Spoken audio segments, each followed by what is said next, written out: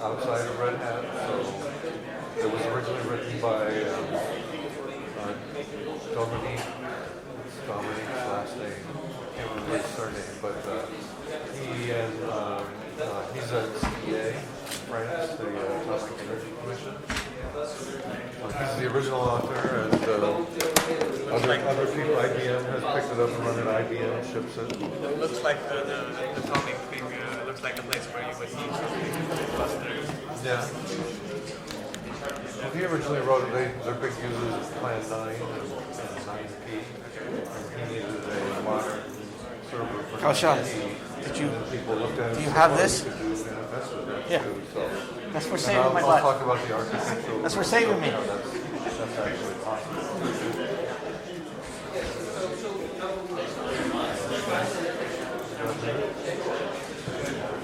Thanks.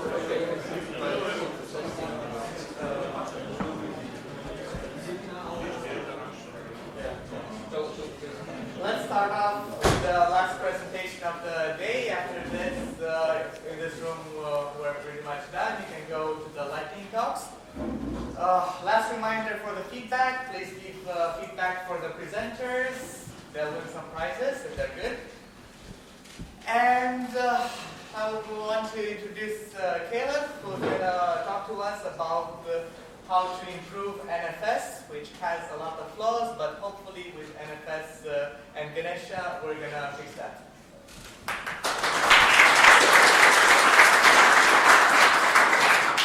Yeah, hi. So I'm Kaleb. Thanks for coming. It is late in the day. I recognize that. I also know from personal experience that I have a speaking voice that puts people to sleep. So take a deep breath, get some oxygen going, and I will try to not put you to sleep.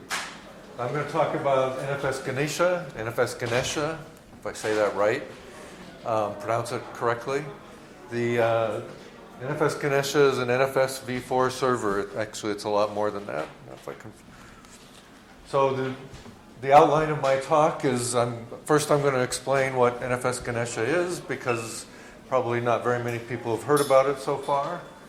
I'll tell you, after I talk a little bit about what it is and how it works, I'll talk about what the current state of shipping, what we're currently shipping in Red Hat Lustre storage, and Fedora, and RHEL, and EPEL, and the storage SIG, and so on.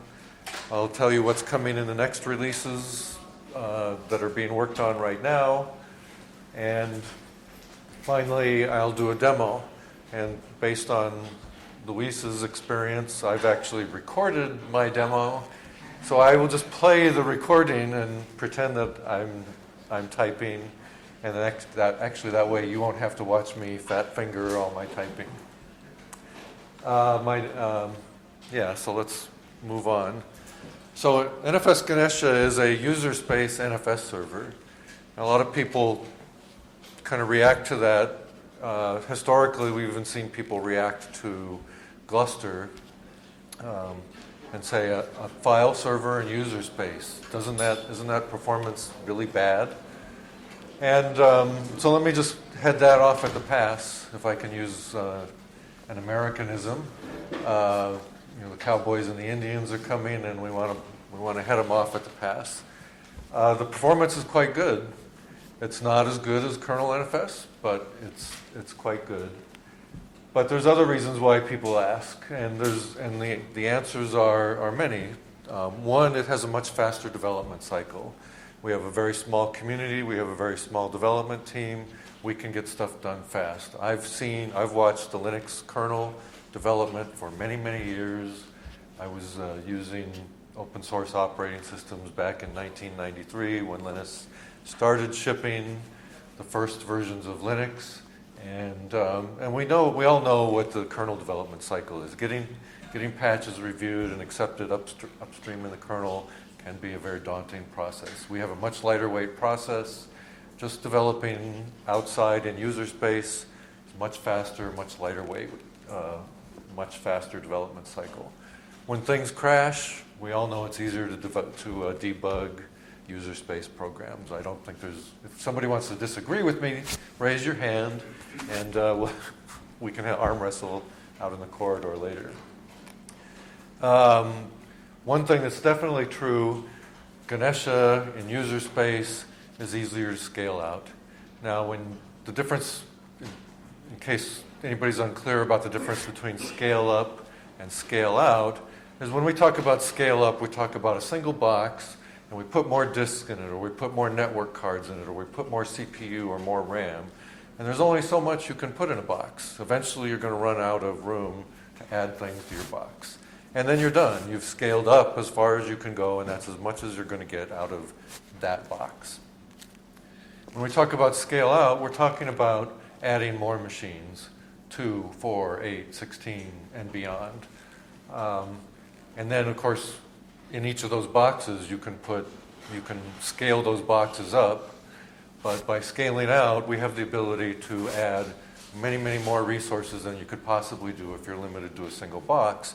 And when we talk about kernel NFS, to export a volume or a set of volumes, it becomes very difficult to scale out with the current kernel NFS servers.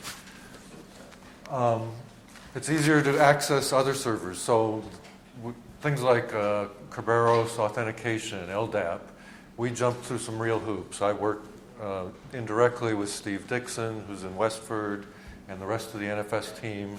And when we talk about we have to run LDAP servers, and we have to run KERB5 agents, and then we have to have all this copying of things up and down, back and forth between kernel space and user space. And it gets racy, and there are genuine issues with how complicated it is to interface with these other services. It becomes a much less of an issue when we're all running in user space. It's very easy to talk to these external agents.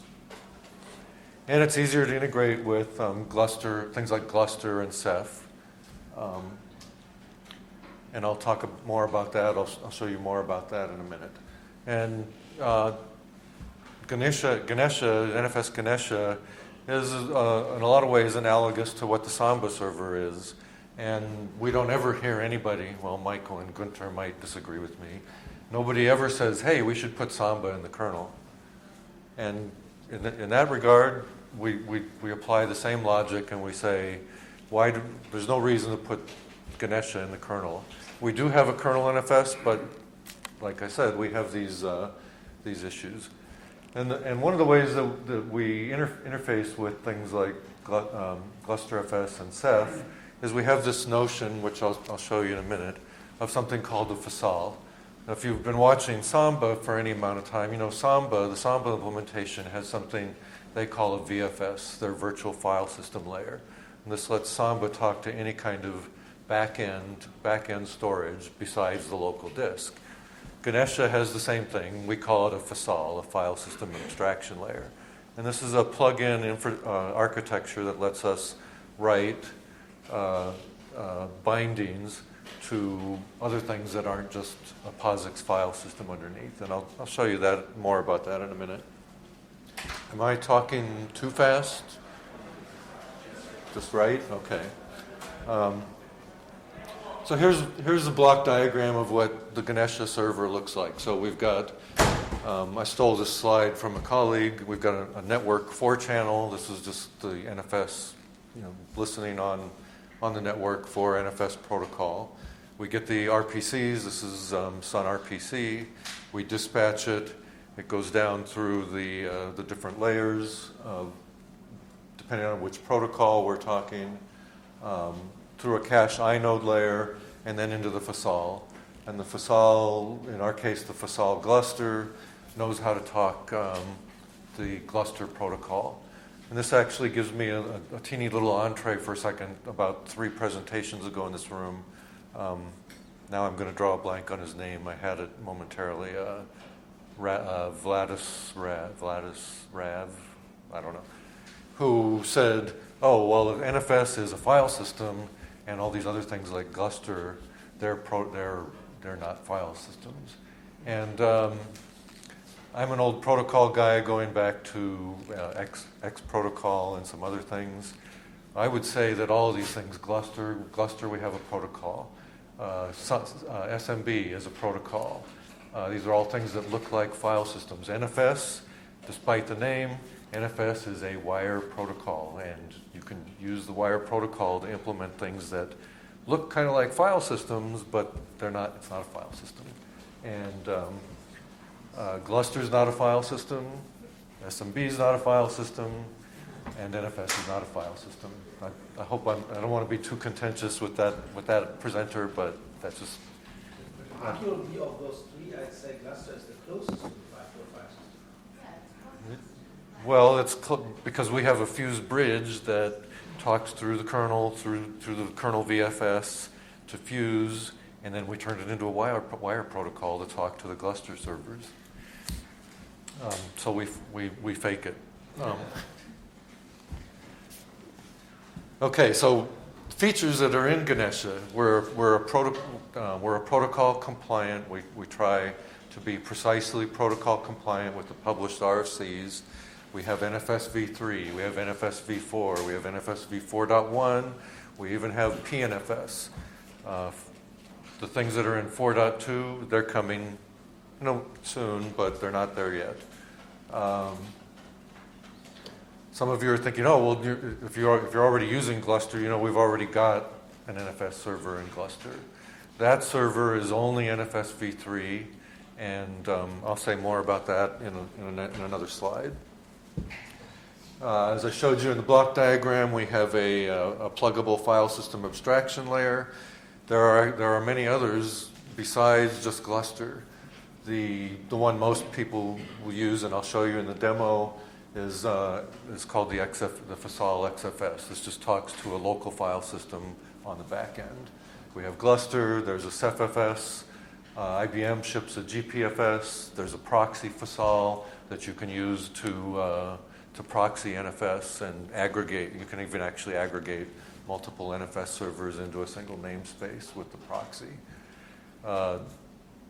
Ganesha uses dbus. You can control exports dynamically. You can export and unexport with a simple dbus command.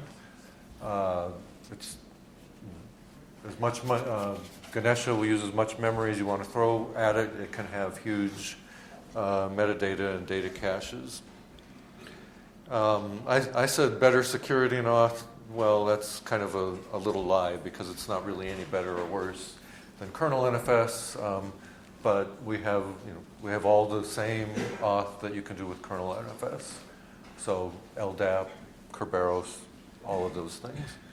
And as I was alluding to earlier, we have simpler access. We have a very active community. The original author is Dominique, whose surname I forget. He's at the French Atomic Energy Commission, CEA. IBM are actively involved, and of course, here at Red Hat, we have 4, 6, 7+ active developers.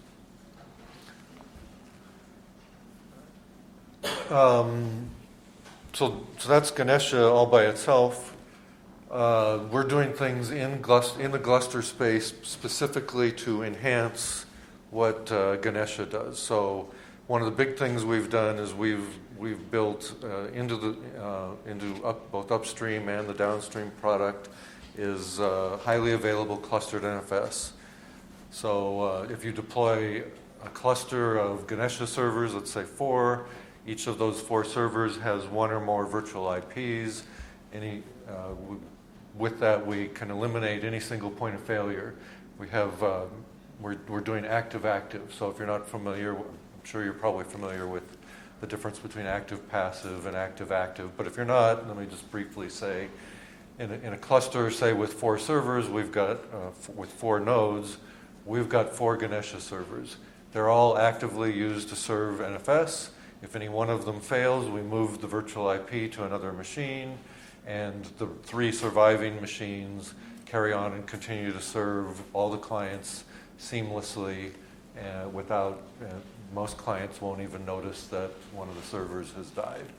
We use Pacemaker and ChorusSync to do this. These are actively developed. This is an actively developed high availability technology that Red Hat ships and is available in Fedora and CentOS and a number of number of other Linux distributions. So we've eliminated, one of the things we've accomplished by doing this is we've eliminated the single point of failure.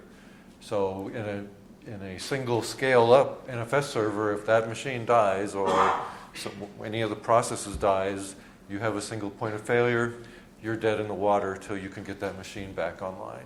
With clustered NFS using Ganesha, we've eliminated a single point of failure.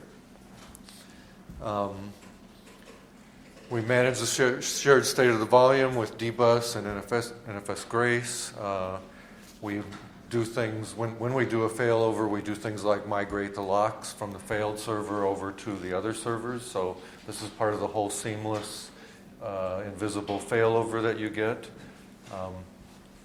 If an application on a client had locks, those locks get migrated to the surviving machines, and the lock state is preserved across the cluster. The locks are basically they're reclaimed by the surviving servers. We have functionality that we're building into Lustre right now. There's some preliminary stuff in the current versions called upcall, and we can do things like invalidate caches on the clients cluster-wide across all the nodes. So some of the sort of strange behavior you see sometimes, like if you delete a file on one server and or on one client, and another client is talking to another server, if that cache hasn't been invalidated across the whole cluster, another client talking to another server might think that file still exists when it's really been deleted. So we use Glustre's upcall between all the Ganesha servers, and you get a much better consistent state across the whole cluster. We have cluster-wide lease, which is lease locks, which is basically a short-term locking mechanism that times out. In SMB, we call this op locks, I believe. In NFS, they're called reservations. So you take a lock, you're granted the lock for a limited amount of time. After that time elapses, the lock is either automatically released or the application requests a new lease on that lock. And we do this through Glustre's upcall mechanism. We also have, it's not there yet, it's coming in the next version. We have the ability for clients that are using pNFS to be able to retrieve pNFS layouts, and that's all done through the lease mechanism. We've overloaded the lease mechanism. So what are we shipping today? In Fedora 22, we've got Ganesha 2.2 and its accompanying RPC library are bundled. If you're in the Fedora community and you see the word bundled, immediately bells and whistles and flags go off and everybody gets upset. We were granted a bundling exception through Fedora 23. We actually beat that, but in Fedora 23 now we're shipping Ganesha 2.3 and the unbundled version of the library. If you're actively, if you're interested in using, we've got a new version in the pipeline. It's in the testing repo right now. We have it. It's available in EPEL. It's available in the CentOS storage SIG. If you're, the whole world isn't just Fedora, CentOS, and RHEL. So we are providing community binaries to other distributions. How am I doing on time? Seems like I might be going really fast. That's all right. We'll slow down when we get to the demo. Any questions so far? No? Okay. We're not sitting still. Upstream Ganesha continues to drive forward. 2.3.0 was released a couple months ago. Features in it included things like, that was primarily focused around being a stability and performance improvement release. We got TIRPC, the new TIRPC unbundled. We got ACLs. We've got the upcall infrastructure. We put some performance improvements in our implementation of our FSAL. There's multiple data server support. This is the things like the lock reclamation, and so on. Currently, we're actively working on Ganesha 2.4. That will probably get released shortly before Fedora 24 ships. So we hope to have Ganesha 2.4 in Fedora 24. The FSAL interface is being revamped. We're doing more performance work. We've got a new version of the RPC library. We're trying very hard to get rich ACL support into it. A lot of what's holding that up actually is not just, or there's a lot of reasons. Some of it's in Samba, some of it's in the kernel, some of it's in some of the kernel file systems, and hopefully this all gets resolved and we can have rich ACL supported along with everybody else. That's over on the Ganesha side. What we're doing in Gluster to accommodate a lot of that, we have work ongoing between our Samba team, half of which are sitting right here, and our Gluster team in Bangalore and elsewhere, who are working on what we call converged multi-protocol. And what that means is that you'll be able to have a single Gluster backend being fronted by a Ganesha server and a Samba server, or a Ganesha cluster and a Samba cluster, and you'll be able to modify, read, write, modify, delete files through NFS and through Samba, and the whole world will be consistent. Now, if you're trying to do that today, that's actually a no-no. We tell you don't do that. A lot of people do it anyway, and then things crash and burn, and then we say, "Oh, well, we told you." But we're looking at making this work. The commercial servers, somehow they've solved it, or they lie. I don't know, but we're looking to make it work for real with the next release of Gluster and Ganesha, the next releases of Gluster, Ganesha, and Samba. We also, part and parcel of that is that the HA that we have now that's just for Ganesha will be expanded to encompass the Samba servers as well. So any failure, there'll be no single point of failure in either Samba or Gluster or Ganesha, and that will all come under one roof, under one implementation.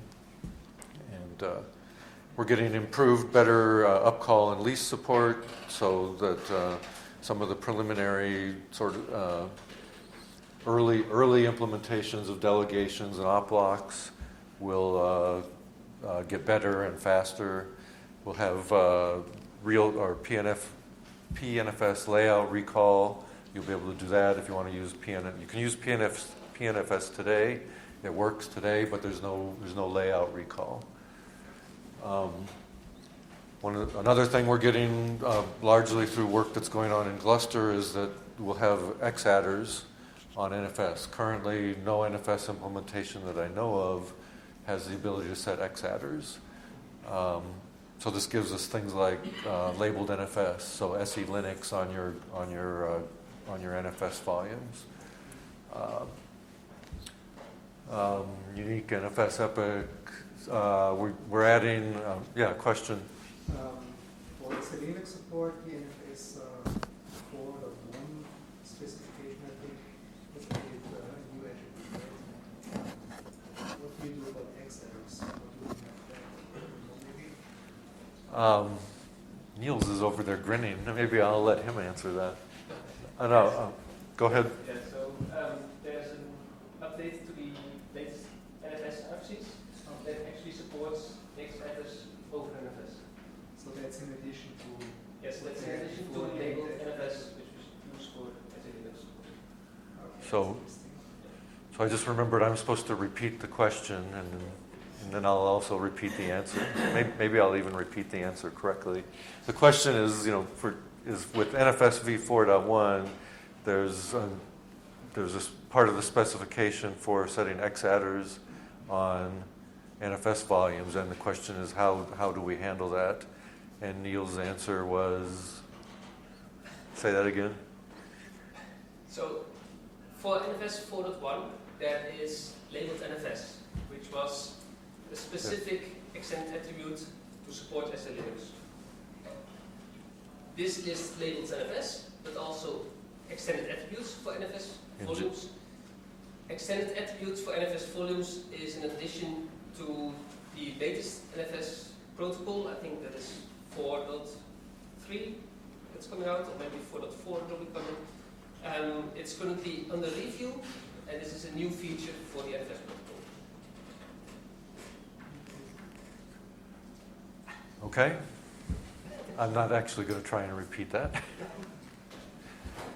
And of course, we're very busy fixing lots of bugs and adding new features for 3.8.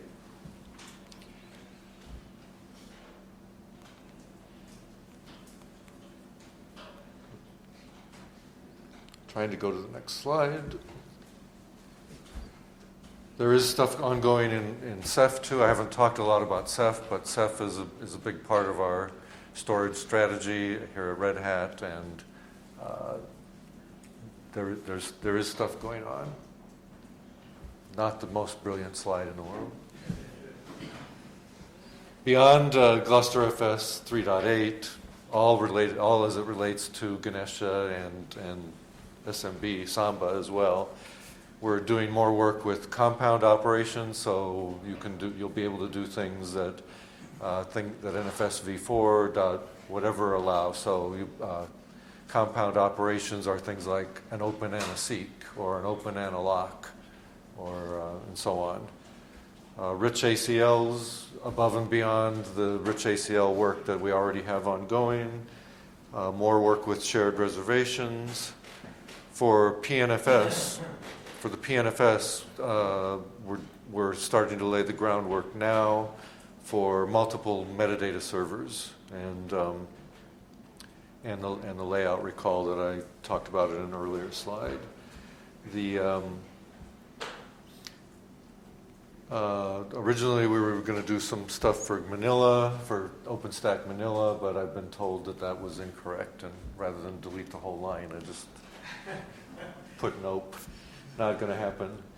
Another kind of sort of an example of a compound operation is a special one called server-side copy. Rather than if you want to copy gigabyte VM images or your video files, rather than download 10 gigabytes across the network just to send it back, you can send it and let the server do it all server side and not burn up your network. Atomic open is another flavor of compound operations. So things like open and share or open and lease, open write close, all bundled up into a single atomic operation. There are a couple little things in 4.2 that haven't been implemented yet. We're going to do those, start working on those. And then the one that scares some people, like our friends at Facebook, we don't really care to maintain both the old legacy Gluster NFS. We call it, to differentiate, we call it GNFS or Gluster NFS, which is the legacy NFS v3 server. We want to get rid of that and just switch to doing Ganesha for all of our NFS. So the code isn't ever going to disappear. There's plenty of legacy code sitting in Git repos and whatnot. But ultimately, we're going to start turning it off. So initially, we'll probably just say when you start a Gluster volume, you won't it won't start the Gluster NFS server anymore. And then maybe in the next release, we'll do more to disable it, and eventually we'll prune it all out of the source tree. Any questions about that? Did I turn it off somehow? Check if it's green. Yeah, it's green. So. Oh. Yeah. Now it wants to work. Okay. Yes. Oh, well, we have that's on our roadmap to do. So, as a flavor, I always get referrals and reservations twisted around in my head, but and now I'm having a senior moment because I'm only 30 years old in base 19, but no. Send me an email, and I can tell you what we've got going on there. How am I doing on time? 10. Oh, so I'm on 10 minutes left? 11 minutes. Oh, so plenty of time. So, okay. So now I'm going to show you the demo, and I'm going to play a recording, and maybe I'll have to pause it. But I recorded this the other day, and then I thought it would be just better to play the recording than have you watch me try and type, because I can't ever really type when I'm under pressure. But these demos are all running on CentOS 7 VMs. The binaries that we're using are all come straight from the CentOS storage SIG that Niels is really does all the heavy lifting on. I'm supposed to do some of it, but Niels usually gets to it before I do. So, and in these demos, actually, I'm going to cheat. Nobody ever cheats in demos, but the way I'm going to cheat is I'm not going to bore you by showing you installing Gluster and creating volumes. That part's already done, and I'm going to show you 3 things. This is based on a blog article I wrote called Scale Out NFS, Crawl, Walk, and Run. So the crawl demo, I'm just going to show a very simple Ganesha server serving a regular file system export. In the walk demo, I'm going to show you pretty much the same thing, but it's going to be a Gluster volume.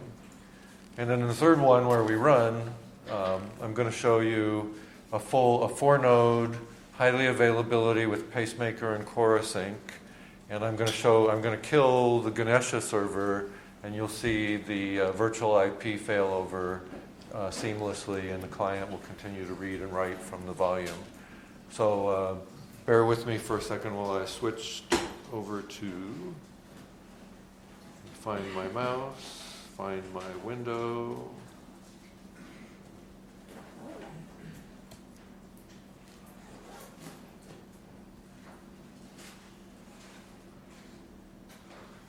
And I'll try and keep up, and I might have to pause. So this is the crawl demo. And so far I'm able to keep up.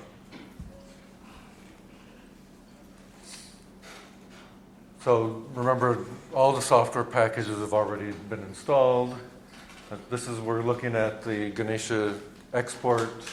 You can see the path we're going to export.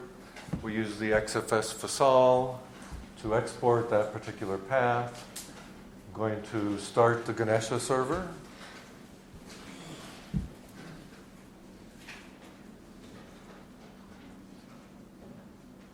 Then I'm going to watch the Ganesha log and wait and see for it to come out of grace. Certain FOPs in NFS are blocked during the grace period. So there are a number of things that will put an NFS server into grace. When it starts like this, it's actually sort of unnecessary, but it's the way Ganesha is, so we kind of have to live with it. And the default grace period is fairly short. It's about 60 seconds. So we'll all sit here and watch for it to come out of grace.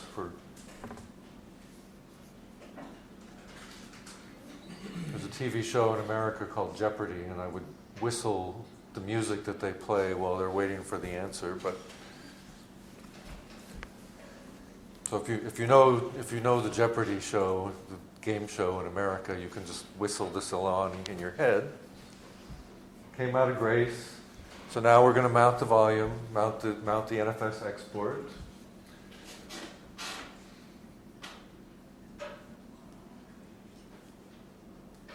which if you remember, this was the path that was specified in the config file. And I'll show you that it's mounted. And for good measure, I'll show you that it's an NFS4 mount. We didn't somehow accidentally get NFS v3. We'll do a couple file operations and we'll tear it down. I was worried that this was going to run faster than I could talk.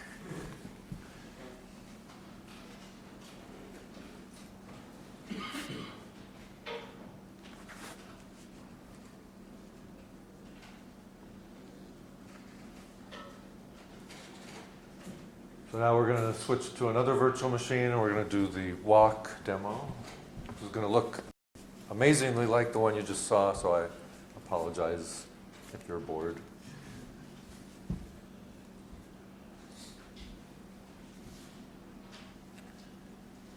But what is different is I'm going to start the Gluster volume. I've already got a Gluster volume set up. Yeah, I should be able to make 5 minutes. I'm going to start the Gluster volume. The Gluster volume started. I'm going to show you the config file again. I'll show you what's different here this time is that this is the path that the clients will use to reference the export, but we're using a GlusterFS to export it this time. So there is no actual path anywhere in the file system called /walk on this server. It's purely kind of a virtual path that's provided by the Gluster server. So now we have to wait for Grace again, and you can sort of hum along with the Jeopardy theme in your mind. And if you don't know the Jeopardy theme, then your homework will be to go look it up on YouTube and somebody playing it for us?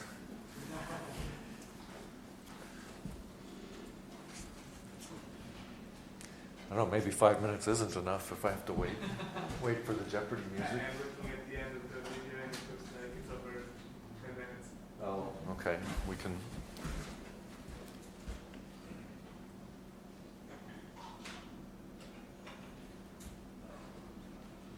So,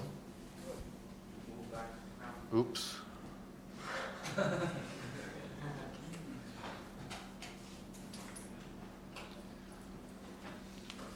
So it emerged from Grace.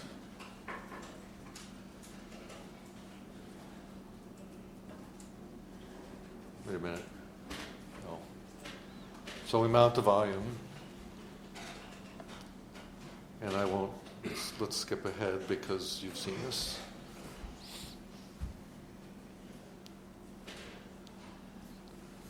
Because what I really want to show you, let's see, did I skip too far ahead? No.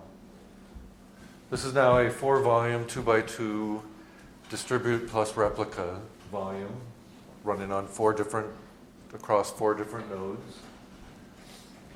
And I'll just briefly show you the config file. So this is actually the default as we move ahead.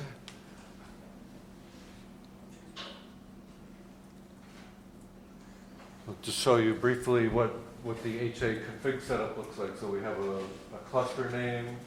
There's a server that's used for shared state across the cluster. These are all the names of the nodes that are participating in the cluster. And these are the 4 virtual IP addresses. 4 virtual IP addresses that each of those nodes will be assigned by Pacemaker.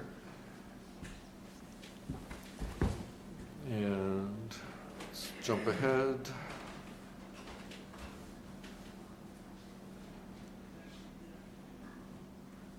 Come on, fingers. So I used the Gluster CLI to export the file, to create the export, and we've what's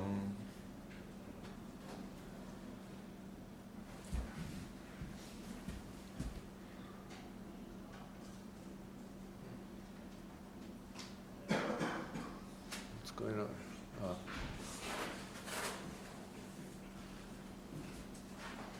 So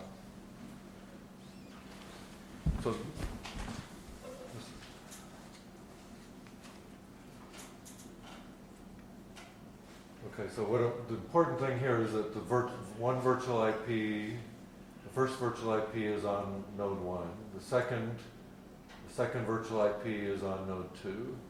Third virtual IP is on node 3, and so on. Let's jump ahead.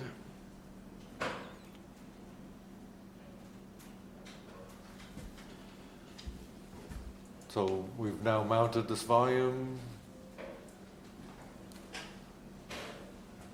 I've got 1 minute left, I think. But I'm also the last presentation.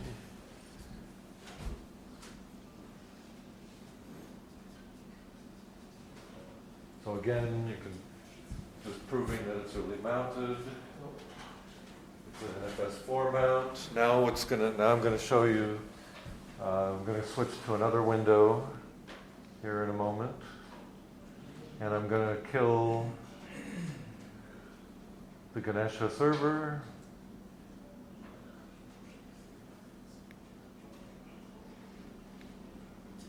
And then we'll come back to this window.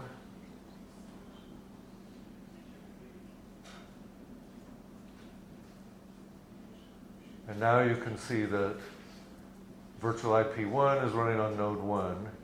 Virtual IP2 has moved over to node 1. And as soon as we'll come back down here and we'll see that. Let's jump ahead. Unless it starts typing. Oh, we're going to wait for it to come out of grace. It came out of grace. I think recording this was a brilliant move because I can fast forward faster than. So here I'm going to write a file again to, because this client has mounted from the virtual IP. The virtual IP moved. As a client, the client never has no idea, no notion that anything failed, and I continue to write, unmount, and that's pretty much the end of the demo. So I'm a minute over time, and this is just tearing down and unexporting the volume and shutting everything down. That's normal. We expected to see that. And let's wrap with that.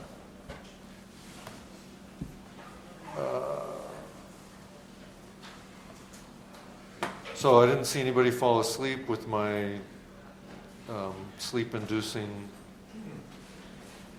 voice. And come on, where are you? Come back. Oh, there we go.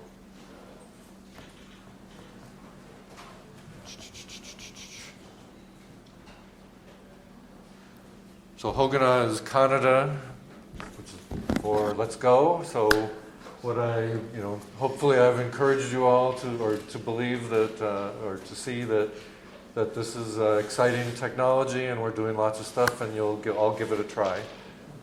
Thank you, everyone, and.